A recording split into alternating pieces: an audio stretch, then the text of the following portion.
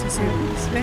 Татко ми нападна Вергелија и оттаму најголемата лубеница ќе ја донесеше, знаеше дека доаѓа и да се радуваме утре ден ќе донесе, деца као деца нормално. И кога дошол ноќта и легнал до прозорот, така не беше спалната, па брат ми, мајка ми на крај да може да станува, а ние во дешната соба, јас се сестра ми на еден кревет, по другиот 20 братучеви. И кога патил земјотресот за бајлето, падна само нашиот влез. И тоа тресело и паѓало, значи немало шанси ни да се стане. Ама ние не знаеме што е тогаш, па и немаше вака да знаеме. И ја и сестра ми се најдовме со шифонер вака покриени. Како што бевме на креветот, истуткани и почнавме да плачеме, да викаме, да бараме помош, почнавме да се гушиме од тоа све. И викаме по мајка ми, викаме по татко ми, по сите, плачеме, тргаме тоа шифонерот, кај ќе го скршиме, нема шанси. И некоја дупка мала вака видовме, и сестра ми вика, еве на дупка, кај да пробаме тука да копаме. Копавме од тоа материјалот, копавме и искочи она, искочи ја по неа и веќе тресеше, тогаш знаевме дека е земјото. И почнавме околу тоа рушевините да одиме, да плачеме, да викаме.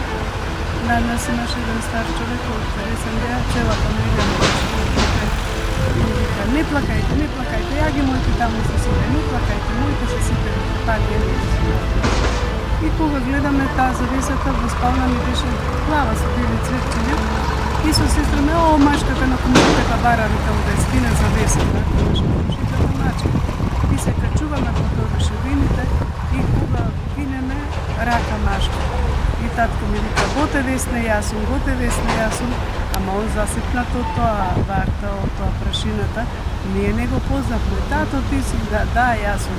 Мама и Владко добри се, не се секирајте, а они изгледа плоча, меѓу две плочи беше татко ми, веројатно ти поклопила повеќе, некои овака не ни кажа. И после тоа, ние уште околу вртиме, плачеме, сонатиме све. Одузола слушале луѓето, имаше еден баба Чучареви се позива, тие слушнале дека многу плачеме, кога ги извадиле, прашале што да правеа децата на Никола, дали се спасија, кои се, што се. И тоа, а на мајка ми браточец живееше на Розвелтова и кога слушнал дека паднала зградата, дојде кај нас, одма кога не виде надвор, мислеше дека сите сме се спасиле и викаат, сите ли се спасите? Не, и која одзвонавена. После војната не зема, не однесе во парк. Таму седевме, а војкото остана тука, дојде војска, дојде луѓе да расчистуваат и да им каже дека има жив човек тука за да може да го откопаат порано.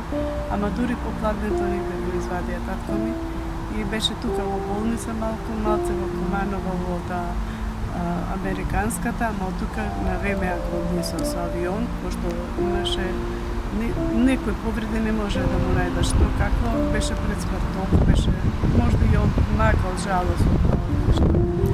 Нас после дојде од железница, ме облекла синдикатот, ме облекува во купија све, ништо немавме, во пижами шитавме и не однесоа во притвор во детскиот камп, таму имаше детски камп железнички. Во септември не земаат, се вратили назад, а ни купија друга гардероба зимска и не однесоа во Ичич. И таму бевме, пошто ние не беше страшно зграда да влеземе, тоа беше страшно нешто за нас, потоа ја и денеска, ако осетам Димитрски, не ми е мака, не можам да го издржам тоа. Барака во 11 октомври и таму немаше ни струја, ни вода, ништо, сами се докли таму. И тоа што кој некој тогаш беше да бидеше да смени, така да биде Божи со нас. Али тешки трауми не да. Епа, 9. Брат ми имаше 9, мајка ми 38. Години, а Стојче на 9 години.